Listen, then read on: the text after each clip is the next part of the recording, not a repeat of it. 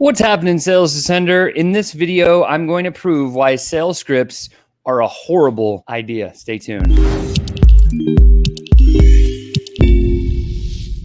What's happening, Sales Ascender? Sean here, back at you with another high-ticket tune-up. Hope you're having a great week. Coming to the end of this week here. It's Thursday, so don't forget to smash that like button, subscribe to the channel. But today, we're going to cover something really valuable, and that is why sales scripts are a horrible idea in selling, right? I actually had a question that tipped this one off to get us started here today, and I'm just going to share that with you really quick. Molly A asks this. She says, Sean, every time I use a sales script, I feel unauthentic and unoriginal, and worse, the prospect always deviates and then I mess up. Is there any suggestions? What's interesting you say this because most people, when they start trying to read a script over the phone, number one, they sound robotic because they don't understand tonality. They don't understand body language. They don't understand how to play into that thing. Now, if you practice a script over and over and over and over and over and you memorize it, then and only then sometimes does that tonality and that body language and everything else come out. But the problem is you're stuck.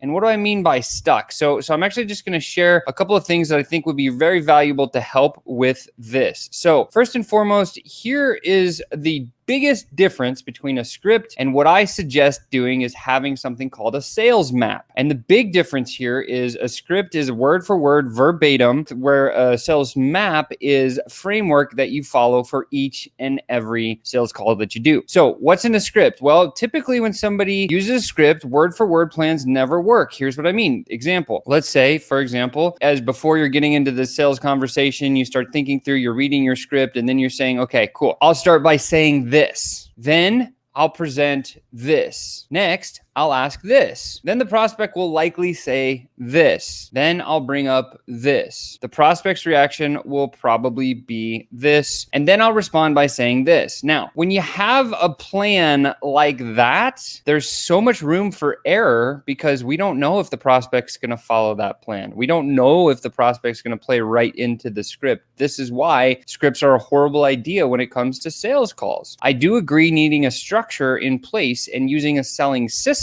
And so this is the alternative. If you're not using a script, put a sales map in play. Here's what mine looks like. Again, I have 7 steps in our selling system. I've been using this thing for like 21 years. I've used it to close over $100 million in my career. I know it works, and it works in business to consumer. It works in business to business, and it also works in business to government. That's where I started sales, doing big multi-year, multi-million-dollar contracts. This is the sales map that I still continue to use to this day. There's 7 steps in it. I know that I need to connect with my prospect. I don't know how I'm going to connect with my prospect, but I know that's the first step. Secondly, I need to make sure that we have an agenda. I need to set the rules of the game for the sales call. That's it. So if we have a clear identified path of this is what we're going to cover today, that's awesome. That one can almost be scripted, but again, I would use a little bit of framework and just stay within a frame. I actually use an acronym, the word game. Then after I've set the agenda, I move into understanding and establishing, do they have the problem that I actually solve for them? I do this by using a series of questions. So instead of a script, in part 3 for me, what I typically will have